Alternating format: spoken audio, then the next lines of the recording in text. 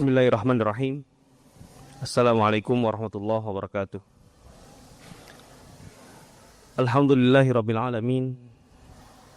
Wassalatu wassalamu ala sayyidil mursalin, qaidil ghurril muhajjalin, nabiyyina wa habibina Muhammadin wa ala alihi wa sahbihi ajma'in. Wa man istanna bi sunnatihi wa taba'a hudahu ila yaumiddin, amma ba'd. Hayallah hadhil wujuh tayyibah. Saya merasa berterima kasih dan sangat berbahagia karena bisa berjumpa dengan wajah-wajah muda, walaupun barangkali ada yang lebih tua dari saya itu.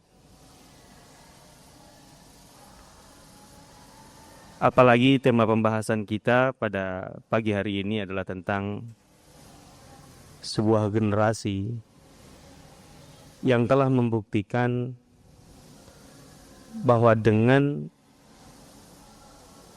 merujuk secara total dan loyal kepada Al-Quran dan Sunnah, sebuah masyarakat itu bisa bangkit. Sebuah masyarakat bisa lahir. Lahir bukan berarti seperti proses lahir manusia yang tadinya berada di alam roh, kemudian baru lahir dalam wujud manusia di alam dunia. Tetapi lahir dari sebuah kondisi yang sebelumnya bisa dikatakan masyarakat itu telah mati. Kemudian mereka lahir sebagai sebuah masyarakat baru yang sama sekali berbeda, juga dengan kontribusi, peran, bahkan karya-karya yang tidak pernah terbayangkan oleh generasi sebelumnya. Ini maksudnya lahir sebuah masyarakat. Kalau kita merujuk pada teori almarhum Malik bin Nabi dalam bukunya Milad al-Mujtama', kelahiran sebuah masyarakat, digambarkan bahwa sebuah masyarakat itu bisa mati, bisa musnah, bukan berarti individu-individunya itu hilang, kemudian digantikan oleh individu-individu baru. Individunya tetap eksis, tetapi hilang karena kehilangan identitas dan karakternya sebagai sebuah masyarakat. Kemudian melalui sebuah proses dia berubah menjadi karakter dan identitas sebuah masyarakat baru, baik dalam arti positif ataupun negatif. Sebenarnya ini yang paling berbahaya, dalam arti sangat krusial ketika tentu terjadi perubahannya yang negatif. Karena cenderung proses yang lama itu tidak disadari. Bahwa sebuah masyarakat yang eksis itu tiba-tiba berubah jadi masyarakat baru yang sebenarnya berbeda sekali dengan masyarakat sebelumnya. Di tempat yang sama, dari rahim atau keturunan yang sama, itu bisa terjadi. Taruhlah masyarakat Indonesia dulu masih di Orde Baru, ke sana itu masih dikesankan santun, gitu ya, ramah, terus penyabar, gitu. Tapi setelah reformasi yang lahir adalah masyarakat yang tidak sabar, beringas, terus kemudian reaktif, dan seterusnya. Dan itu terlihat dalam setiap momentum, setiap kesempatan, luar biasa. Nah, ini satu contoh sajalah, walaupun tentu ini belum suatu proses yang sudah berakhir. Menulis kata generasi Salahuddin ini penting sebelum kata Salahuddin, karena ini menjadi pokok persoalan dalam kajian kita. Dalam kajian buku Hakaza Waharajil Salahuddin Wahakada Adatil Quds.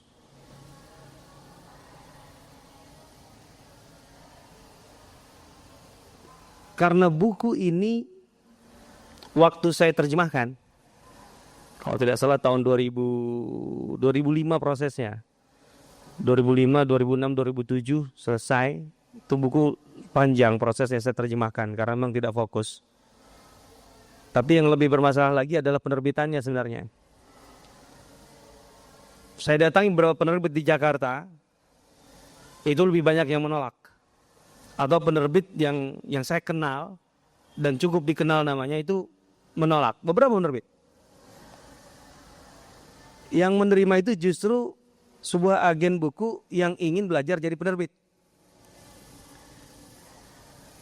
Makanya ketika setelah belajar ternyata sebagai sebuah penerbitan, dia kemudian merasa gagal sehingga dia tidak menerbitkan buku lagi. Ini buku pertama dan terakhir yang dia terbitkan dalam terjemahnya, sehingga yang nelfon ke kantornya sudah nggak ada kan. Padahal setelah buku ini kemudian terbit dan diekspos, saya didatangi beberapa penerbit, beberapa orang-orang penerbitan, kemudian juga individu-individu, beberapa institusi ingin menerbitkan ulang buku ini. Saya bilang, saya dulu nawarin susah sangat, gitu. Sekarang dikejar-kejar. Kenapa demikian? Walaupun tidak secara langsung, tetapi saya tangkap bahwa yang mereka pahami buku ini adalah buku biografi, buku yang memaparkan kisah hidup dengan segala persoalannya, terutama heroisme sosok Salahuddin Al-Ayyubi. Sehingga mereka melihat, wah sudah banyak buku tentang Salahuddin. Padahal saya sudah memberikan semacam pengantar supaya dibaca sejak awal, bahwa dalam buku ini Salahuddin dibahas dengan sedikit sekali. Buku yang jumlah halamannya hampir 400, halaman aslinya ini ya 400 lebih bahkan. 417.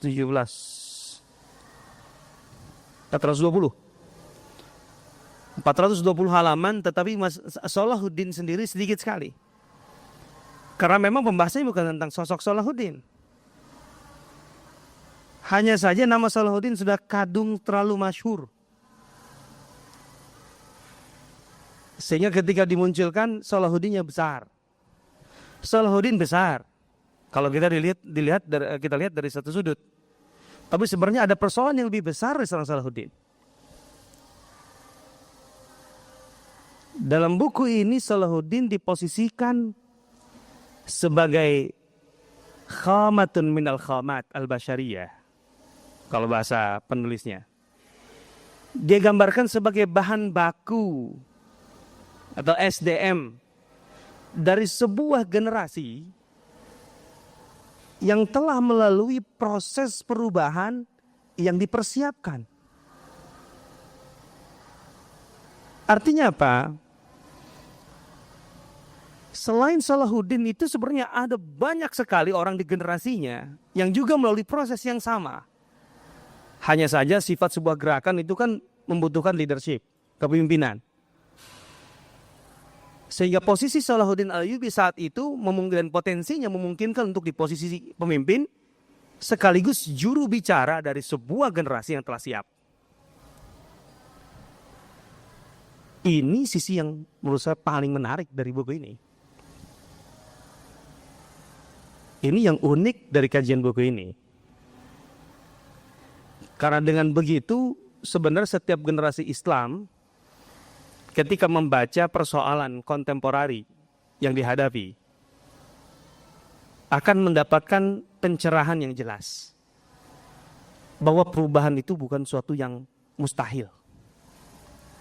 Perubahan itu tidak membutuhkan sebuah guncangan besar. Tidak membutuhkan sebuah, taruhlah revolusi, bahasa sekarang. Atau bahasa yang lama, tidak perlu atau tidak membutuhkan sebuah mukjizat. Perubahan itu tidak membutuhkan sebuah mukjizat.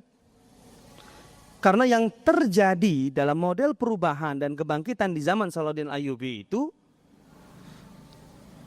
adalah perubahan yang dilakukan oleh orang-orang, oleh sebuah generasi di level tertentu dengan kesadaran penuh, dilakukan secara simultan dan membutuhkan waktu yang cukup lama.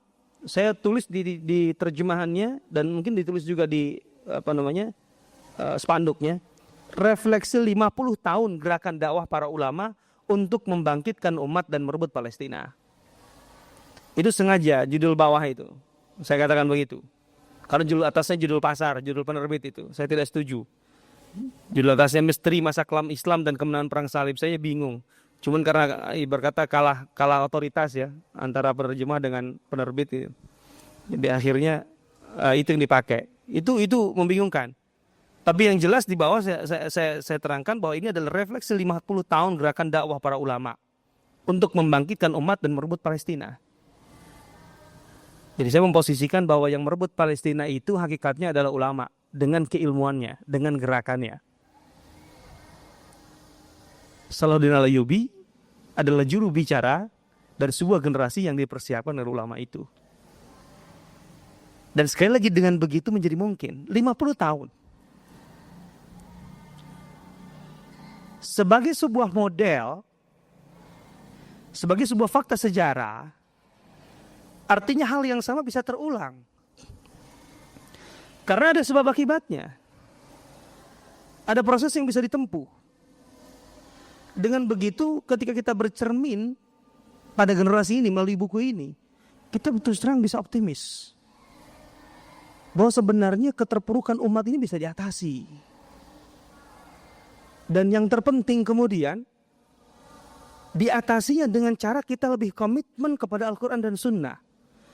Karena kata-kata komitmen kepada Al-Quran dan Sunnah, ar-ruju' ilal kitab wa sunnah, itu sudah menjadi tagline yang sudah sangat mendunia. Tetapi realisasinya, persoalan-persoalannya atau masalah-masalah operasional yang sifatnya praktisnya tidak mudah. Bahkan menerjemahkannya sulit, gitu loh. Apalagi dalam kondisi sekarang. Tetapi ketika kita punya sebuah model dalam sejarah, oh ternyata itu pernah dilakukan dan pernah berhasil.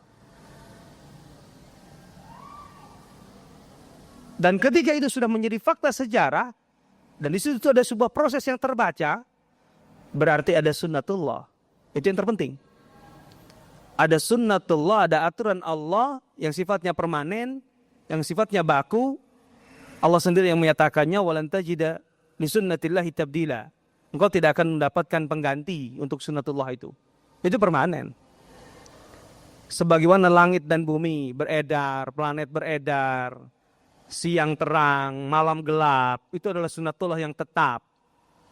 Sampai batas yang ditentukan Allah, maka dalam lahir, bangkit, dan terpuruknya sebuah masyarakat, sebuah umat, itu juga ada sunnatullah di situ. Dan ketika buku ini dipaparkan dalam konteks sunnatullah itu, maka artinya itu memungkinkan. Karena sunnatullah yang sama itu bisa berlaku ketika kita lakukan dengan cara yang sama. Persis tadi seperti katakan moderator. Kata-kata Imam Malik yang sangat dalam sekali. La yasluha akhiru hadhil ummah illa bima salaha bihi awwaluha.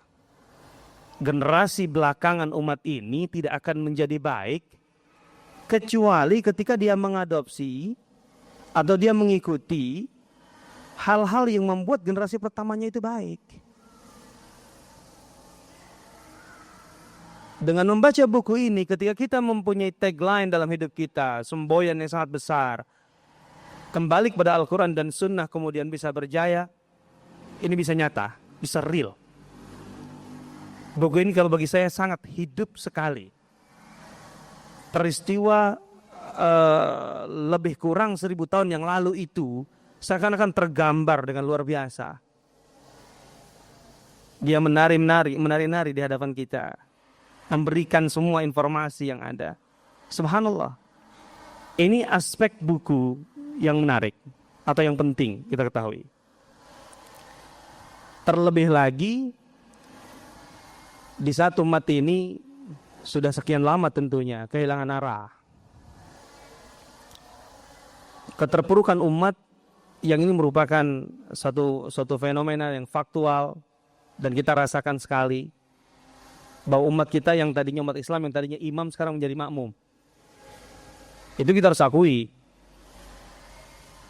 Kita tidak bisa hanya membanggakan bahwa kita punya Al-Quran yang hak dan kemurnian yang dijaga oleh Allah Subhanahu Wa Taala. Tidak selesai dengan itu.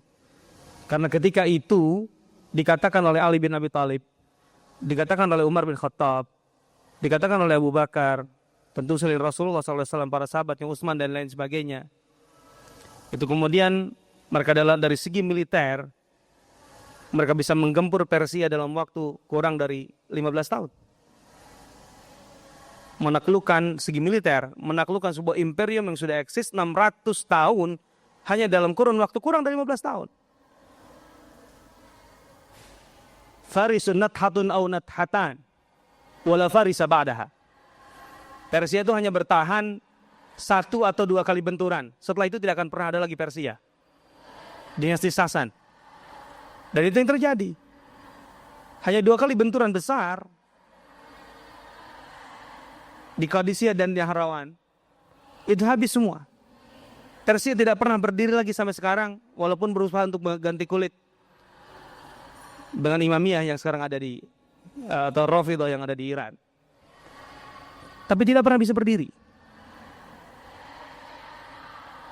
Dalam kurun waktu yang sama atau bersamaan, Romawi goncang, Bizantium goncang. Kekuasaan terbesar Eropa waktu itu yang sudah masuk ke Asia goncang.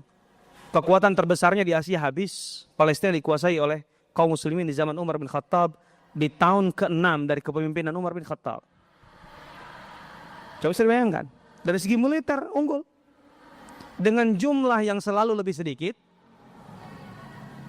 dengan peralatan yang selalu lebih sederhana. Coba bayangkan saja.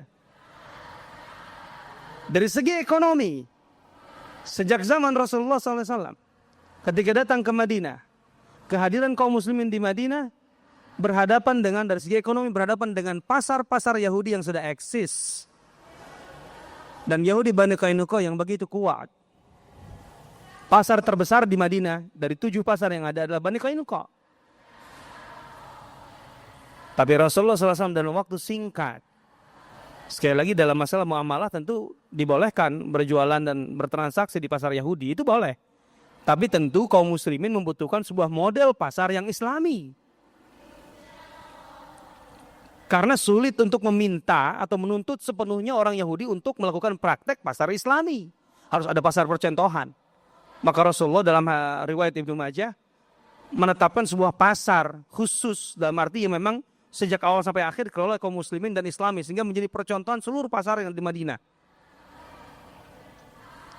Dalam waktu yang sangat singkat. Sampai setelah perang Badar, atau menjelang setelah perang Badar persis. Pasar yang dibangun oleh Rasulullah kaum muslimin itu secara manajemen, secara sistem, itu justru lebih diminati, lebih ramai ketimbang pasar Bani Qainuqa. Ingat, yang berdagang di Madinah itu bukan sekedar orang Madinah. Pedagang-pedagang Anbat, orang-orang dari Syam atau dari Syria, bahkan yang pedagang-pedagang Kristen, Nasrani waktu itu juga berdagang. Tapi mereka lebih memilih berdagang di pasar kaum muslimin ketimbang di pasar Bani Qainuqa. Bayangkan dalam waktu kurang dari 2 tahun, pasar kaum muslimin atau manajemen pasar kaum muslimin, sistem pasar kaum muslimin, secara de facto dinilai lebih unggul, lebih berkeadilan, lebih fair, lebih menguntungkan ketimbang pasar Yahudi. Coba sekarang, pasar Yahudi begitu menggurita. Seharusnya dengan sistem pasar Islam, ekonomi Islam, itu mereka runtuh kok. Tapi kenapa tidak, ada persoalan? Itu lain pembahasan. Tapi yang jelas selalu ketika benar-benar menerapkan Al-Quran dan Sunnah, berkomitmen dengan Al-Quran dan Sunnah, mau aspek militer, mau aspek ekonomi, aspek administrasi. Ingat kembali kepada Umar bin Khattab setelah menaklukkan Persia dan kemudian sebagian besar wilayah Romawi sampai ke Mesir, bahkan sebagai bagian Libya, dan kemudian sudah masuk ke Uzbekistan di zaman Umar bin Khattab. Bayangkan saja, Asia kecil, ada sekian besar wilayah baru yang masuk wilayah Islam. Dibutuhkan sekian gubernur, dibutuhkan sekian bendahara, dibutuhkan sekian orang-orang di staf administrasi, penulis, sekretaris dan sebagainya. Dan itu di waktu bersamaan, di tahun-tahun berdekatan, semuanya bisa diselesaikan oleh Umar bin Khattab tanpa cacat. semua penduduk wilayah Islam tercatat dengan baik di zaman Umar karena ada satu sistem pemerataan ekonomi atau katakanlah kontribusi ekonomi, distribusi ekonomi, di mana negara di zaman Umar di saat kas negara itu begitu melimpah, itu akhirnya didistribusikan kepada rakyat dengan kelas-kelasnya tentu. Kelas-kelasnya ditentukan oleh Umar bin Khattab dengan cara yang sangat islami, dengan worldview Islam. Yang lebih dulu masuk Islam, itu yang lebih besar tunjangannya ketimbang yang lebih belakangan masuk Islam. Dan setiap kepala mendapat bagian jatah tunjangan dari negara. Dan itu setiap tahun. Artinya sensus penduduk dilakukan Umar bin Khattab dari sejak Uzbekistan sampai ke Libya. Setiap tahun dilakukan oleh Umar bin Khattab. Setiap orang mendapatkan jatahnya. Setiap orang yang lahir juga mendapatkan jatahnya.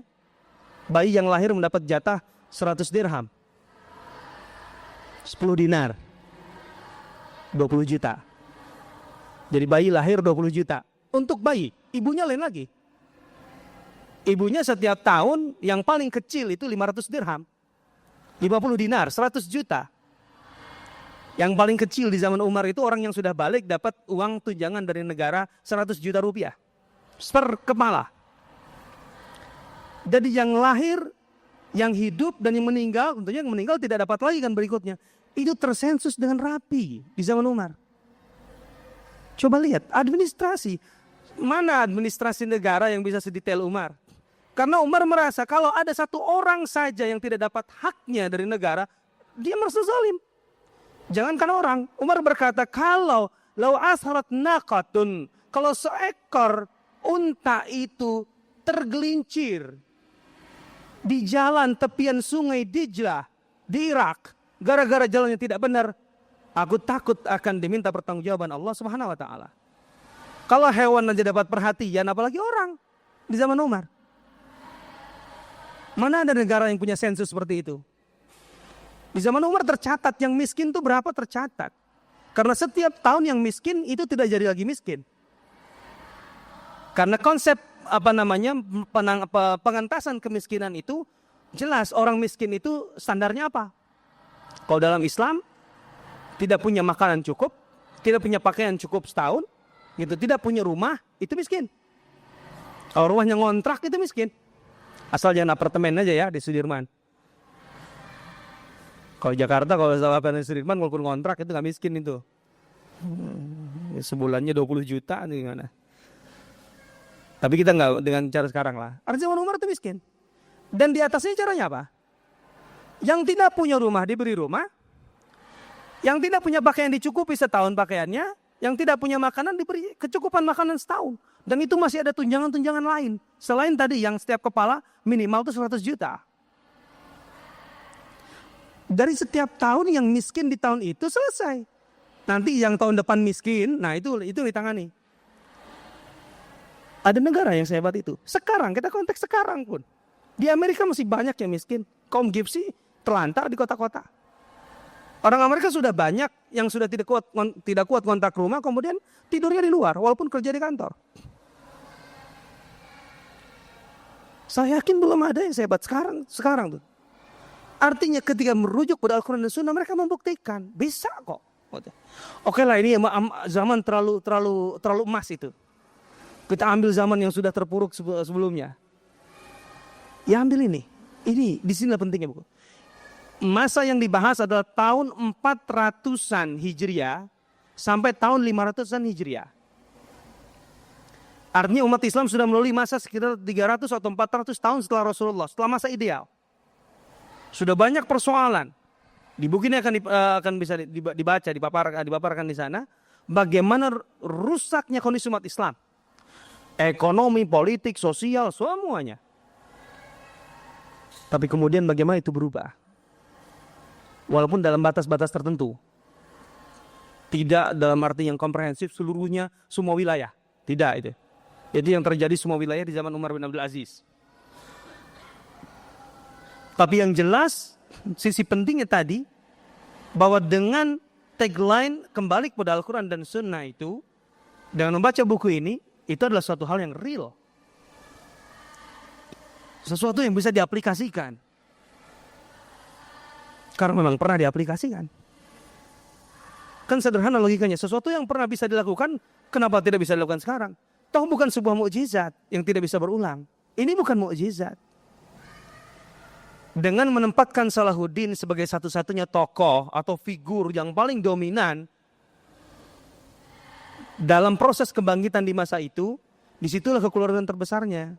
Kita menganggap bahwa persoalan ini akan berat sekali karena akan berapa lama yang harus kita tunggu untuk lahirnya orang sehebat Salahuddin. Kalau tidak setiap abad orang akan lahir sehebat Salahuddin itu tidak mungkin lahir, belum tentu lahir. Dan memang buktinya begitu. Setelah Salahuddin Al-Ayyubi tahun 587 Hijriah itu wafat, sampai masa-masa berikutnya apakah ada pemimpin sekuat Salahuddin Al-Ayyubi? Tidak mudah. Jarang. Sesekali muncul. Di Turki muncul Muhammad Al-Fatih. Tapi kan di belahan lain gelap. Gitu ya. Jadi kalau masalahnya adalah figur Salahuddin, yang buat kita berpikir itu sulit terjadi, sulit terulang. Maka bahasanya tidak bisa al-Qudzu yantadhiru Salahan. Palestina menunggu Salahuddin. Enggak. Tapi menunggu generasi Salahuddin Al-Ayyubi. Dan itu sangat mungkin. Karena itulah buku ini setelah terbit, cetakan pertama. Saya punya cetakan pertama tahun 1985. Sudah lama. Itu di sebuah kanal televisi Israel dibahas oleh pakar-pakar dari Israel. Dengan bahasa Ibrani tentunya. 1 jam penuh membedah buku ini. Pakar-pakar pergerakan di Israel itu kemudian menyimpulkan bahwa buku ini sangat berbahaya. Itu intinya. Karena bisa memberikan inspirasi, membangkitkan semangat juang Islami, dan kemudian bisa memberikan sebuah jalan yang jelas kepada umat Islam tentunya, yang akan melahirkan, kalau bahasa mereka itu gerakan-gerakan terorisme. Bahasa mereka lah. Karena bagi mereka ketika umat Islam melawan mereka itu teroris gitu loh. Sampai sekarang kan begitu. Maka sejak dini harus di stop. Sejak dini harus ada upaya-upaya yang sangat jelas dari mereka dengan mengangkat isu terorisme. Sehingga apapun pergerakan yang bisa membangkitkan kembali generasi Salahuddin itu akan dicap teroris. Dan ini kemudian yang terjadi sampai saat ini. Nah, ini sisi buku. Sisi pengarangnya siapa? Kita berkenalan dulu. Pengarangnya tidak terkenal barangkali di Indonesia. Saya pun baru mengenal beliau ini ya setelah bukunya direkomendasikan oleh dosen saya. Waktu tahun ketiga di Madinah, saya punya tugas buat kajian ilmiah tahunan. Judulnya pendekatan-pendekatan dakwah di masa Salahuddin Al-Ayyubi. Itu seperti apa? Judul ini sangat menarik saya karena pertama saya tidak tahu masalah yang lebih dalam tentang bagaimana kondisi dakwah di zaman Salahuddin Al-Ayyubi. Dan saya waktu itu mengatakan ada buku yang sudah sangat dekat dengan itu, yaitu buku Hakadha Dhahara Jil Salahuddin wa Hakadha Adatil Quds. Saya cari bukunya, ternyata emang bukunya pun juga sama barangkali nasibnya ya. Waktu cetakan pertama tahun 85, setelah itu sudah dicetak-cetak lagi. Lusuh ini bukunya. Sudah kusam. Itu pun ditumpukan-tumpukan saya dapat, alhamdulillah. Pas saya baca buku ini luar biasa. Saya suka sejarah, saya suka baca-baca buku yang berwacana sejarah yang ditulis oleh penulis-penulis Arab, penulis Muslim. Dan saya baru mendapatkan sebuah kekuatan atau pendekatan yang sangat kuat dalam menelaah sejarah, dalam membedah sejarah. Itu justru yang membuat saya lebih tertarik ketimbang masalah untuk keperluan kajian atau kajian ilmiah itu. Setiap saat saya bawa buku itu, Dari situ kemudian saya tertarik dengan penulisnya, selalu begitu. Siapa yang Dr. Majid Ihsan Al-Kilani? Buku-buku lain saya cari sampai kemudian sebagian besar saya dapat. Beliau ini memang sejak tulisan masternya, menurut saya mempunyai satu kekhasan dalam tulisannya. Tesis masternya berjudul Tatawur Mafhum An-Nadhariyah At-Tarbawiyah Al-Islamiyah. Perkembangan teori dan konsep pendidikan Islam dalam sejarah. Jadi bagaimana konsep dan teori pendidikan Islam sejak zaman Rasulullah sampai zaman terakhir ini. Bagaimana perkembangannya. Sehingga kita seakan-akan sedang ikut arus sebuah sungai. Dari hulu ke hilir. Pendidikan di zaman Rasul begini, sahabat begini. Subhanallah. Ini orang membaca berapa buku untuk menjadi sebuah tesis. Kemudian disertasi, tesisnya 2. Yang kedua, maksudnya master 2. Jadi itu dalam pendidikan, dia punya juga master dalam sejarah. Master sejarahnya dia tentang Nasy'at Al-Qadiriyah. Perkembangan Al-Qadiriyah. Al-Qadiriyah ini merujuk kepada Abdul Qadir Al-Jilani. Karena memang dia punya garis keturunan yang sama. Majid Ihsan Al-Kilani, Kilani dengan Al-Jilani itu lebih kurang dari darah yang sama. Kilan atau Jilan di Irak. Itu asal-usul mereka. Mungkin dia tertarik dan dia pelajari. Dan di situ juga saya tidak mendapatkan bukunya, tapi ulasannya saya dapatkan. Intinya dia membahas sebuah masalah yang menurut saya juga baru sama sekali tentang Abdul Qadir Jilani. Karena dari tulisan itu atau dari kajian itu dapat kita ambil kesimpulan bahwa Abdul Qadir Jilani ini sebenarnya melahirkan sebuah madrasah. Madrasah pemikiran tepatnya. Dan madrasah sekaligus gerakan. Kalau kita berbicara tentang ilmu dalam Islam, itu secara otomatis ilmu amal ya. Karena 2 hal itu tidak terpisah. Artinya secara konsep ilmu dan amal itu tidak mungkin terpisah. Kecuali kalau kemudian memang ada yang mempraktekkan secara terpisah, itu keliru gitu ya. Tapi ilmu dan amal itu pasti menyatu. Abdul Qadir Jilani itu sebagai sebuah madrasah, pemikiran dan gerakan. Yang dalam pandangan awam atau umum lebih dilihat, disoroti sebagai sosok yang merepresentasikan kekuatan tasawuf. Tapi sebenarnya yang disebut oleh masyarakat umum sebagai tasawufnya Abdul Qadir Jilani itu justru yang berkembang sekian generasi setelah Abdul Qadir Jilani. Abdul Qadir Jilani sendiri tidak seperti itu. Dia punya pendekatan tazkiyah yang sangat luar biasa bagus. Kalau bahasa kita sekarang itu kan kita lebih populernya tarbiyahnya ya, tazkiyahnya jarang ya. Kalau tarbiyah itu lebih ke intelektual atau lebih ke masalah kejiwaan? Tarbiyah ke masalah intelektual, masalah kognitif. Enggak kan? Biasanya digabung ya. Artinya masalah kognitif dan aspek-aspek juga kejiwaan ya. Nah, kalau tazkiyah itu jelas aspek kejiwaan. Dan aspek ilmunya sangat kuat Abdul Qadir Jilani. Dan yang lebih penting kemudian itu diformat oleh Abdul Qadir Jilani dalam sebuah gerakan untuk menghadapi tantangan yang ada di masanya. Yang judul besarnya adalah Perang Salib. Dari situ kita akan melihat bahwa sebenarnya gerakan Abdul Qadir Jilani sebagai madrasah inilah yang secara politik itu bisa dibaca hasilnya ketika bisa meruntuhkan dinasti Fatimiyah. Sebuah institusi politik Syiah Batiniyah di Afrika Utara, mereka di Mesir pusatnya, yang secara langsung ataupun tidak langsung mempermudah jalur atau arus dari pasukan salib dari Eropa ke wilayah Islam. Mereka membuka pintu.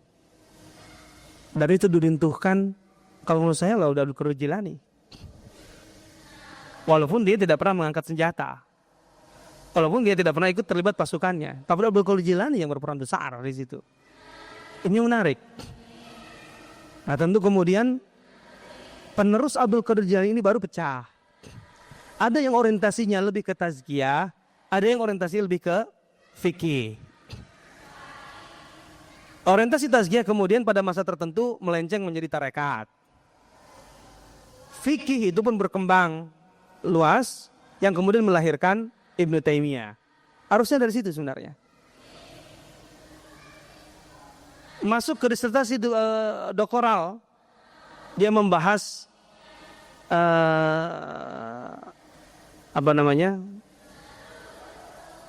usul tarbiyah. Jadi tentang dasar-dasar pendidikan Islam dalam pandangan Ibnu Taimiyah. At-Tarbiyah al-Islamiyah inda Ibnu Taimiyah. Pendidikan Islam menurut Ibnu Taimiyah. Dan ini juga yang saya termasuk pengagum Ibnu Taimiyah. Ketika membaca pemaparan tentang Ibnu Taimiyah dalam disertasi doktor ini, saya melihat kekuatan yang luar biasa dalam membahasakan teks-teks Ibnu Taimiyah. Sangat luar biasa. Dan kita membaca Ibnu Taimiyah itu seakan-akan dia sedang berbicara tentang persoalan-persoalan yang sampai saat ini pun juga menjadi masalah. Masalah dikotomi ilmu, bagaimana masalah ilahiyat dengan tabiiyat. Kan Ibnu Taimiyah banyak membahas masalah filsafat ya. Darut Ta'arud, al-Aql wa Naql. Kemudian buku-bukunya yang lain juga ada yang khusus tentang masalah filsafat.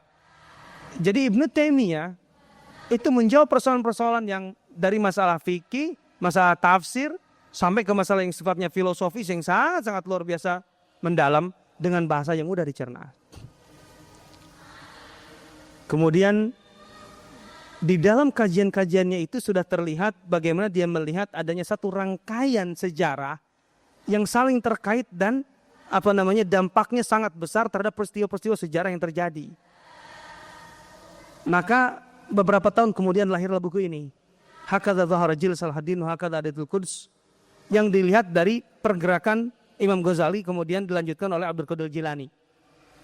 Kemudian dan kawan-kawan Abdul Qadir Jilani yang kemudian melahirkan Salahuddin Al-Ayyubi.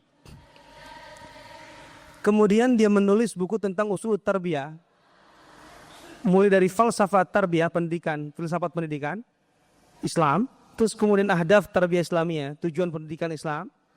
Kemudian yang ketiga adalah manahij tentang kurikulum pendidikan Islam. 3 buku 3 jilid ini sangat otentik, taksilnya kuat, otentisitasnya kuat sekali, dan semua teorinya dibangun berdasarkan ayat-ayat Al-Quran yang menurut saya dia seorang sebagai ahli tafsir yang luar biasa. Dari segi metodologi tafsirnya mengikut Ibnu Qayyim atau Ibnu Taimiyah. Sangat menarik, tentu dengan bahasa yang kontemporari. Bukunya Ahdaf Tarbiyah Islamiyah yang memuat tentang masalah bagaimana membentuk pribadi muslim, tapi membentuk pribadi muslim ini sebagai satu langkah pertama untuk membangun umat muslim. Dia bahasanya umat muslim, dia membedakan antara umat Islam dengan umat muslim. Umat Islam itu yang seperti kita ini umat Islam, tapi umat muslim tidak bisa. Umat muslim ini sebuah konsep yang menurut dia ada syarat-syarat yang harus terpenuhi. Buku inilah yang kemudian mendapatkan penghargaan Al-Farabi Award, menyingkirkan 80 kandidat tentang pemikiran pendidikan Islam di seluruh dunia. Orang sehebat ini cuman tidak terkenal di Indonesia. Nah, saya coba menyuguhkan salah satu karyanya. Hakadallah Rajul Salahuddin itu. Usia beliau sekarang mungkin barangkali sudah sekitar 70-an tahun ya. Jadi sudah tua. Dan doktornya diambil di Amerika. Doktor di Amerika. Tetapi dia tidak terpengaruh dengan Barat. Bahkan mengkritik Barat sangat tajam. Kritiknya sangat tajam. Diambil yang positif dari Barat, dan yang bertentangan dengan Islam dikritik dengan tajam dengan dasar-dasar tadi, dengan dasar-dasar ayat-ayat Al-Quran ataupun mendasarkan teorinya pada ayat-ayat Al-Quran yang sangat kuat sekali, sangat kuat. Saya pernah membaca sebuah situs Al-Hadis, Ahlu Tafsir, jadi orang-orang yang suka dengan kajian tafsir. Salah satunya mengangkat tentang isu atau suatu persoalan yang diangkat oleh Dr. Majid Kilani ini.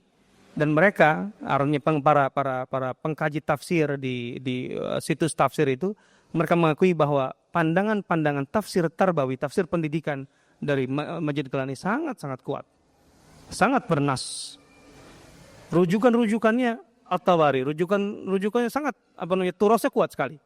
Tetapi dengan pembahasan yang modern, yang mudah dicerna. Nah,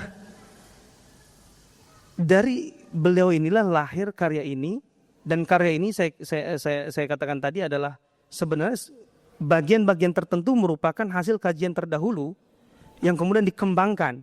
Artinya beliau sudah membahas tentang masalah teori pendidikan Al-Ghazali. Tapi ketika membahas itu dia menemukan bahwa ternyata pendidikan Al-Ghazali itu secara langsung menjawab persoalan di masanya, termasuk mengatasi problem-problem mendasar yang membuat umat terpuruk, yang itu dibuktikan dengan kedatangan pasukan salib ke wilayah Islam dengan begitu mudah tanpa ada perlawanan. Nah, dari sinilah ketika kita membaca buku ini, maka sejak awal ada persoalan metodologis yang sangat mendasar, yang semua bukunya saya katakan tadi didasarkan kepada pokok ayat-ayat Al-Quran yang dikaji secara kontemporari, sangat baik sekali. Bahwa dalam mengkaji sejarah Salahuddin Al-Ayyubi, kesalahan terbesar yang muncul sekarang ini sampai saat ini adalah menampilkan sosok Salahuddin Al-Ayyubi sebelumnya didahului oleh masuknya pasukan salib ke wilayah-wilayah Islam dengan begitu mudah, kebengisan mereka begitu luar biasa, membuncahkan emosi dan sangat mengerikan tentunya. Karen Armstrong mengakui dalam bukunya Perang Suci bahwa dalam satu waktu, dalam 2 hari perang salib itu pasukan Eropa membantai 40.000 masyarakat Muslim. Dalam 2 hari 40.000 masyarakat Muslim. Bayangkan, ini tragedi kemanusiaan yang sangat luar biasa. Tidak tahu kan apa wasiat Rasulullah ketika ketika hendak perang. La taqtul syaikhan faniyan. Gitu kan, wala walidan, wala mra'atan, wala abidan fi saumatih, dan seterusnya. Jangan kalian bunuh orang tua renta. Jangan kau bunuh anak-anak kecil. Jangan kau bunuh wanita. Jangan kau bunuh seorang ahli ibadah yang konsentrasinya hanya di tempat ibadahnya saja. Wala taqta'u syajaron, jangan kalian potong pohon, dan seterusnya. Coba lihat. Jangan runtuhkan bangunan, jangan bakar lumbung. Itu wasiat Rasul dalam perang. Perang Islam. Tapi pasukan salib dengan membawa Kristennya, yang membawa kedamaian, yang menurut mereka klaimnya ke seluruh dunia, dalam 2 hari 40.000 Muslim dibantai. Segala kebengisan itu kemudian diekspos dalam buku-buku. Kemudian tiba-tiba dimunculkanlah bab berikutnya, pembahasan tentang siapa yang melawan itu. Mulai dari Imaduddin Zanki, kemudian Nuruddin Zanki, kemudian Salahuddin Al-Ayyubi, dan bahkan ada beberapa yang lainnya sebelum itu. Kemudian masuklah ke perang kaum muslimin di beberapa wilayah, di Antakya, di Raha, di Hims, yang sekarang juga sedang bergejolak, kemudian di Hittin, kemudian masuk ke Palestina. Pertanyaan besarnya adalah, atau persoalan besarnya adalah, bagaimana terjadi perubahan yang begitu mendadak kalau mengikuti arus atau alur dari buku tadi. Dan itu banyak. Saya mengumpulkan beberapa buku tentang Salahuddin Al-Ayyubi, rata-rata begitu. Bagaimana terjadi sebuah perubahan yang sangat drastis dari kondisi kaum muslimin yang terpuruk, lemah, dibantai begitu saja, tidak bisa bangkit, tidak bisa melawan.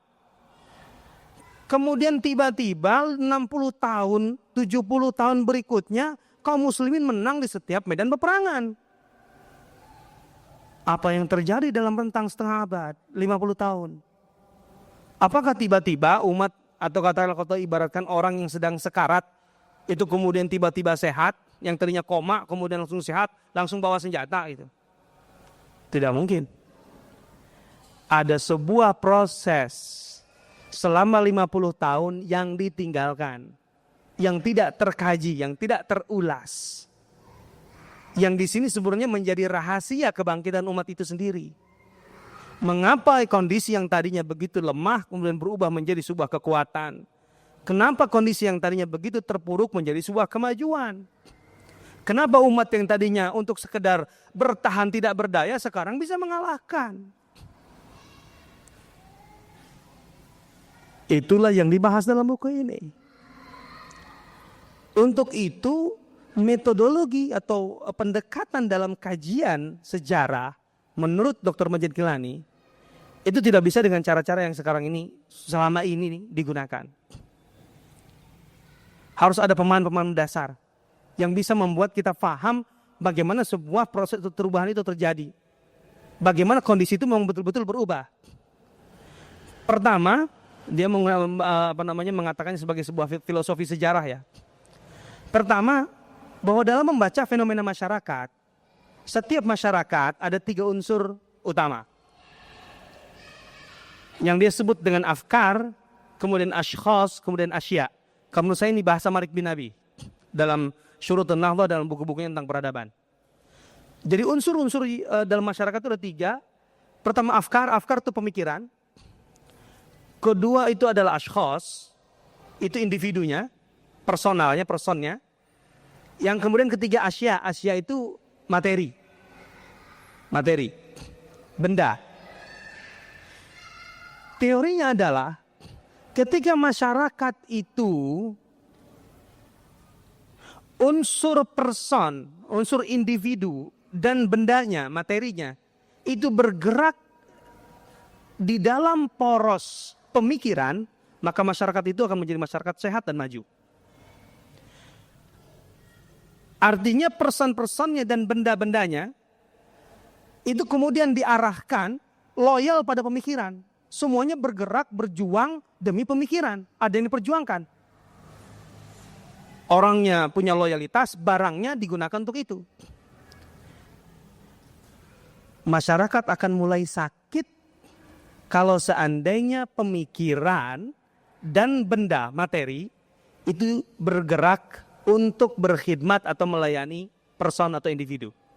Sehingga pemikiran tergantung siapa yang berbicara. Tergantung siapa yang punya kepentingan. Nah, kalau sudah begitu sudah. Pemikiran itu bisa dibeli oleh orang-orang tertentu. Atau untuk melayani orang-orang tertentu. Kalau begitu sakit masyarakat itu.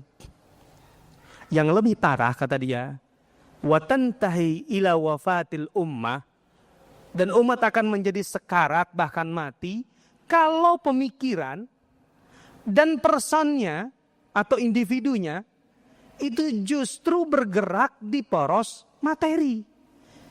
Jadi pemikiran itu ya demi untuk mendapatkan materi.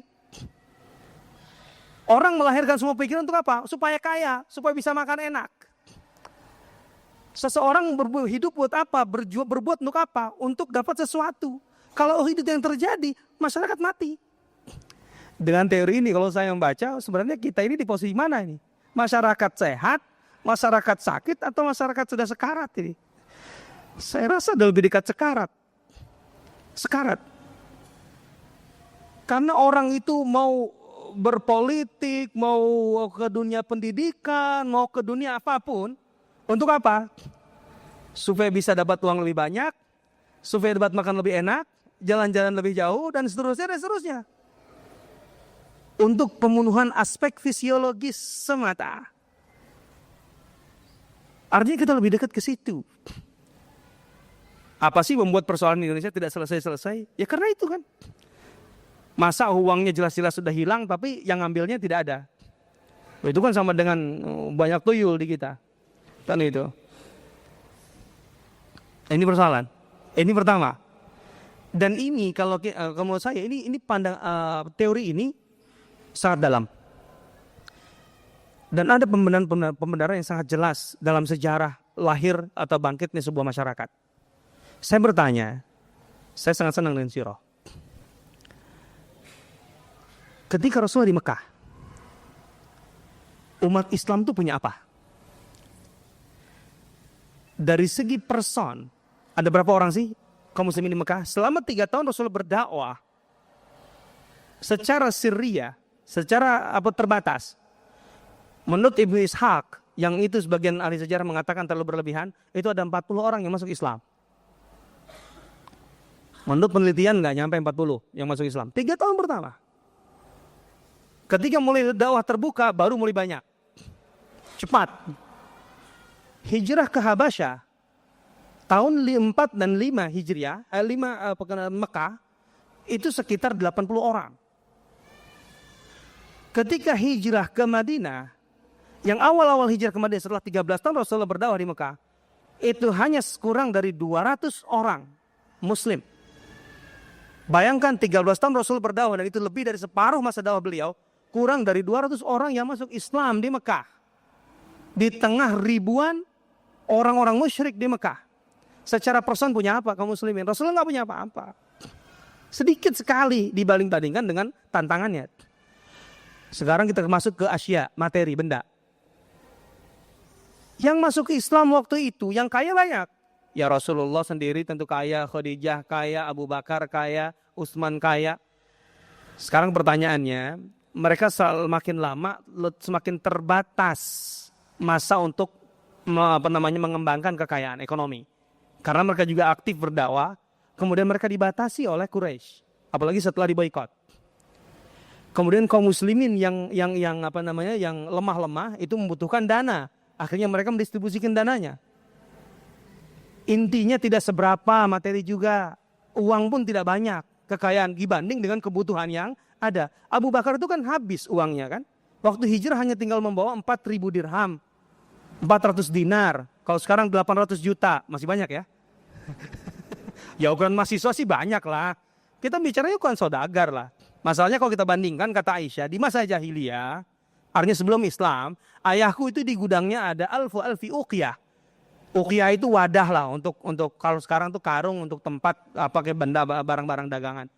Ada 1 juta uqiyah di gudang ayah itu. Kaya sekali Abu Bakar. Tapi waktu hijrah cuma tinggal 4.000 dirham. Coba bayangkan. Artinya sedikit. Kenapa? Belasan orang budak itu dimerdekakan Abu Bakar dengan uang berapa? Besar sekali. Bilal aja besar sekali dibayar.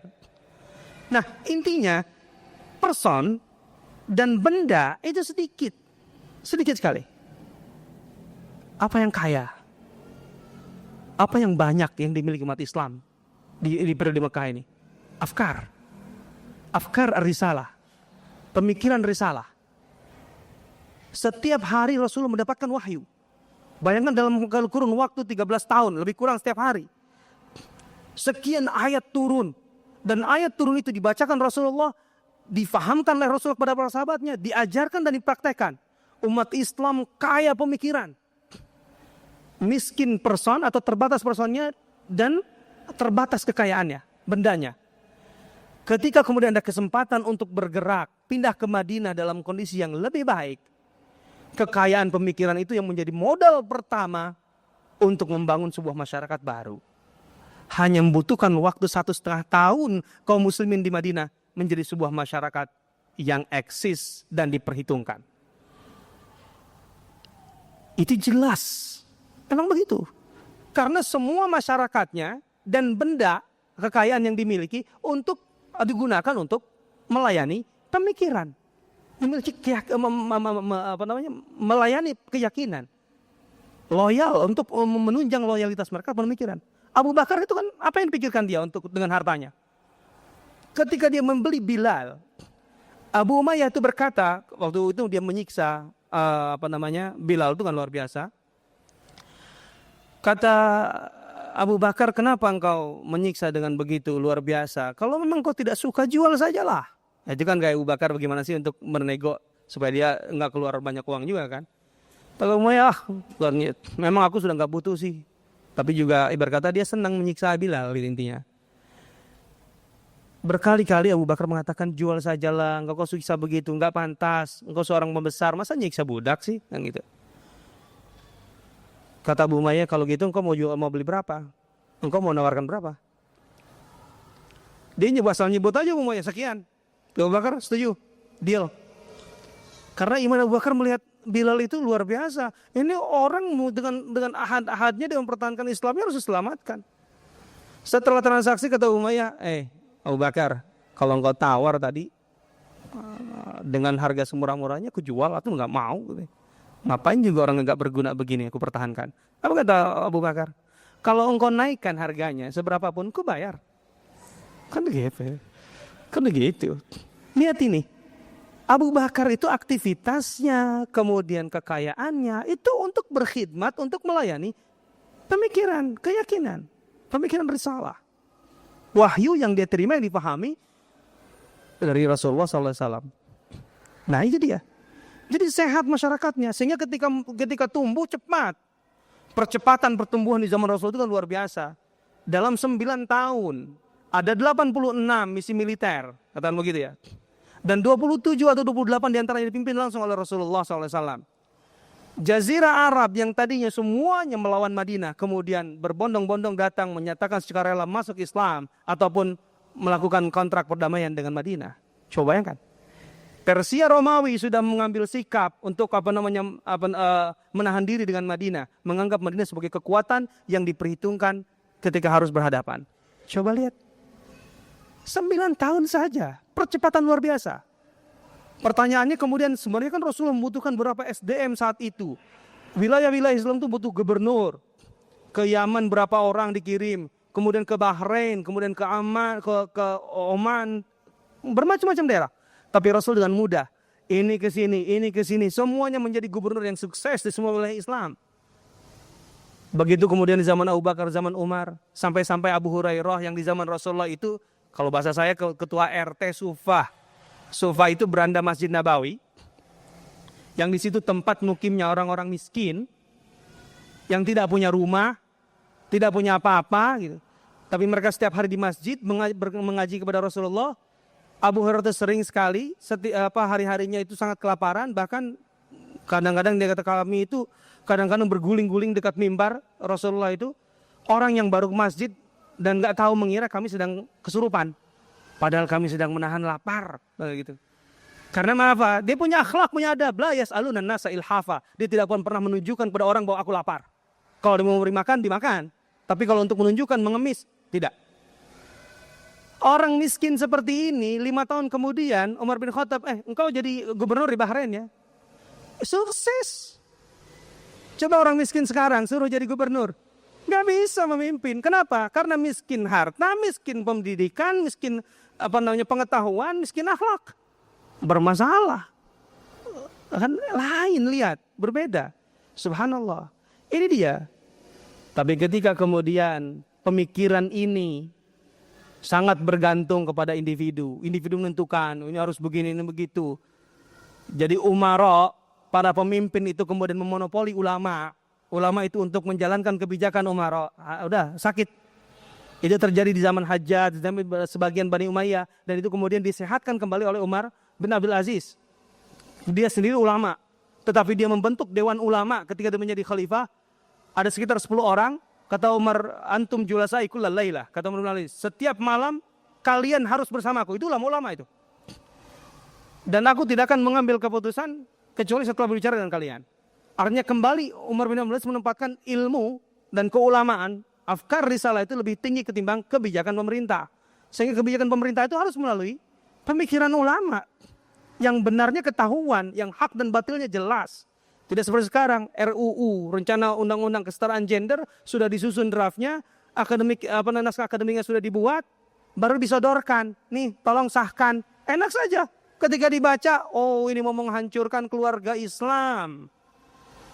Seorang ayah akan bisa dipidanakan gara-gara melarang anak perempuan yang dewasa keluar rumah malam-malam.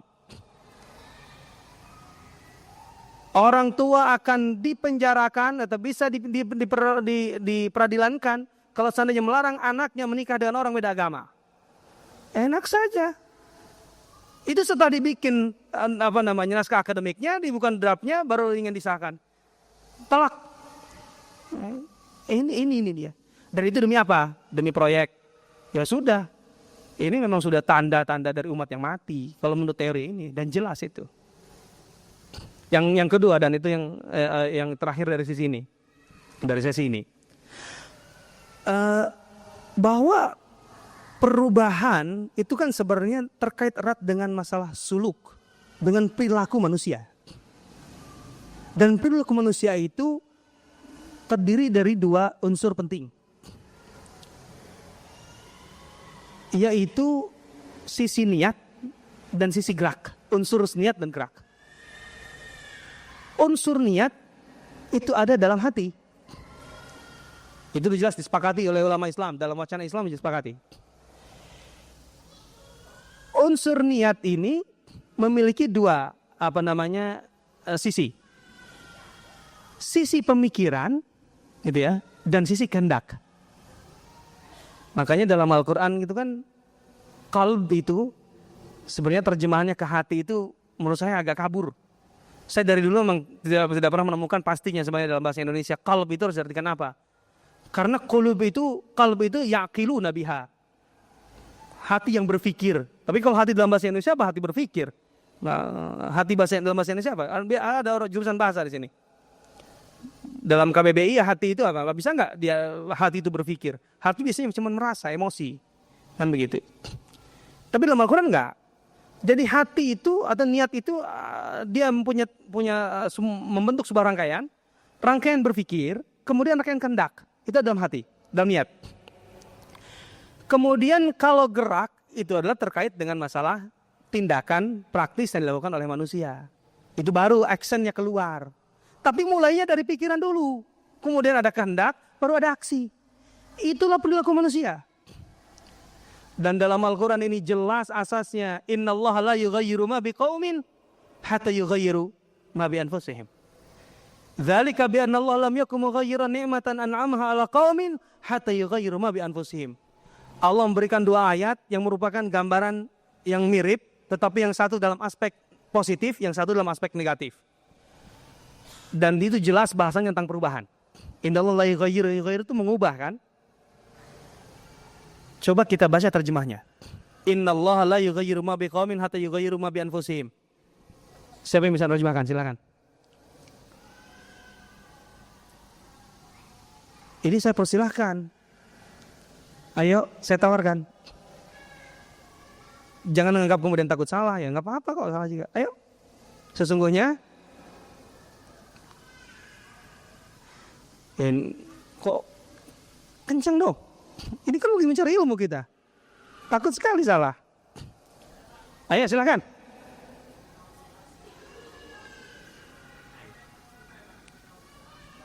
La yughayyiru ma biqaumin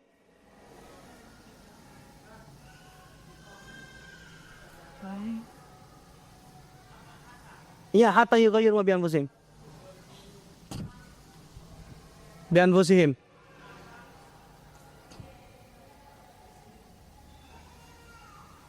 Apa? Dengan diri mereka. Sesungguhnya kalau saya bacakan. Sesungguhnya Allah tidak mengubah terhadap suatu kaum sehingga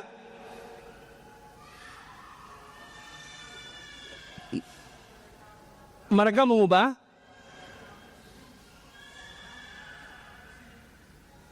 dengan diri mereka. Menurut saya penerjemahan ini nggak jelas. Coba mana objeknya, mana subjeknya. Sungguhnya Allah tidak mengubah terhadap satu kaum. Apa yang diubah oleh Allah di sini?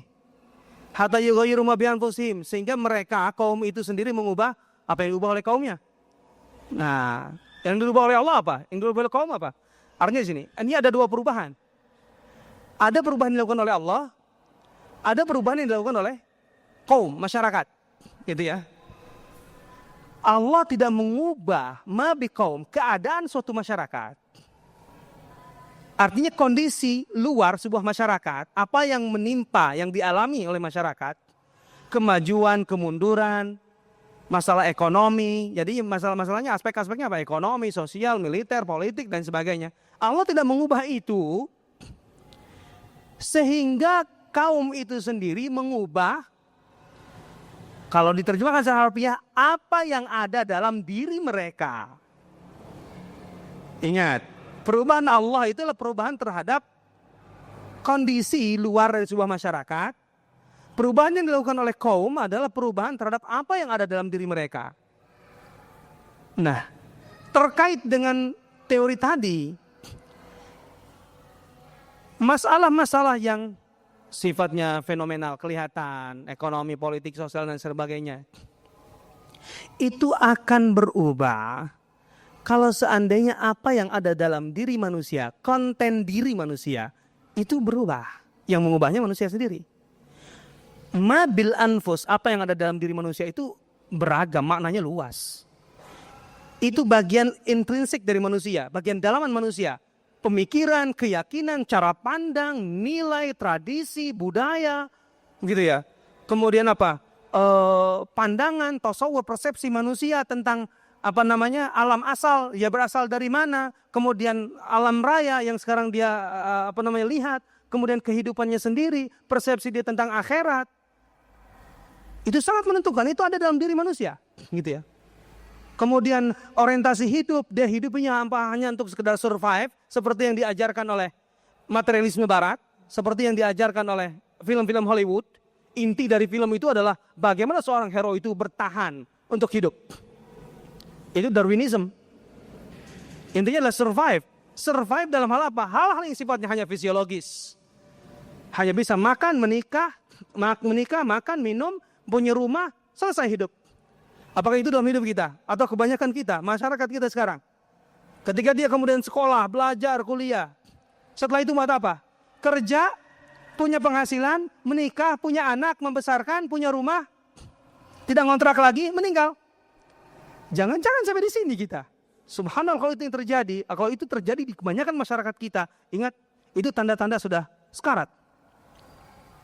Atau orientasi hidupnya adalah selain masalah fisiologis, adalah dia ingin mencari bagaimana rasa aman, bagaimana rasa dihargai, bagaimana dia aktualisasi diri, bagaimana dia memperjuangkan sebuah nilai dalam hidup. Apa yang dilakukan Gandhi yang menjadi sebuah perubahan di India dengan kemandiriannya. Dengan seseorang seperti Gandhi bisa melupakan aspek fisiologis, pemenuhan aspek fisiologisnya.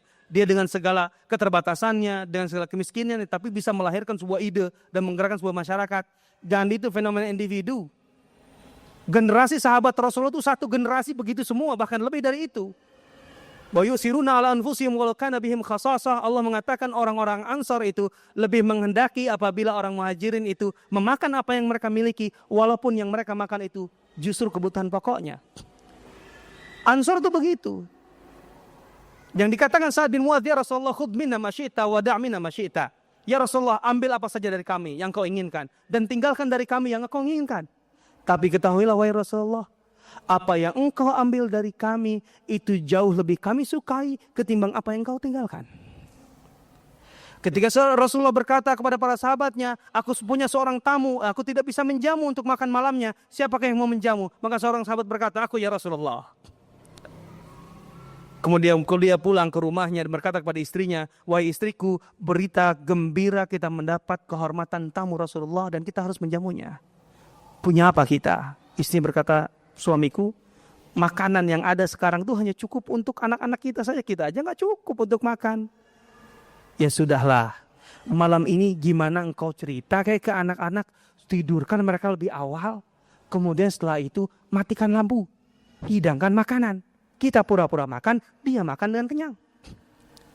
Subhanallah. Anak-anaknya tidur lebih awal, makanan untuk anak-anaknya di malam itu, kemudian dihidangkan kepada tamunya, tamu Rasulullah tadi. Kemudian sebelum itu dimatikanlah lampu, tamu bertanya kenapa mati? Oh, minyaknya habis.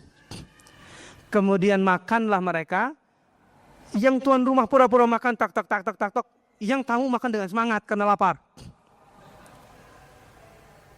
Keesokan harinya dia ke masjid Rasulullah SAW. Rasulullah menyambutnya dengan senyum yang luar biasa. Wahai fulan, Allah mengetahui apa yang kau lakukan dengan keluargamu malam tadi. Allah tersenyum dengan apa yang kau lakukan. Subhanallah. Jadi fenomena Gandhi di India itu, kalau kita bicara tentang sahabat, itu soal generasi. Gitu loh. Jadi orientasi hidupnya itu bukan untuk sekedar masalah fisiologis. Dan ini menjadi persoalan besar. Jadi ketika sebuah masyarakat mempunyai kesadaran terhadap apa yang ada di diri mereka dengan benar, pemikiran, nilai, pandangan hidup, nilai, tradisi, budaya, itu akan sangat berpengaruh pada kondisi di luarnya. Maka politik, sosial, ekonomi akan sehat. Ya bagaimana, nanti kan kita lihat dalam bagian dalam buku ini, bagaimana kondisi kaum muslimin itu yang tadinya betul-betul sudah sangat individualistis, kemudian sangat ego, itu kemudian berubah menjadi masyarakat yang pemberi, dermawan. Dan ketika masyarakat itu ego, ya sudah hancur ekonomi.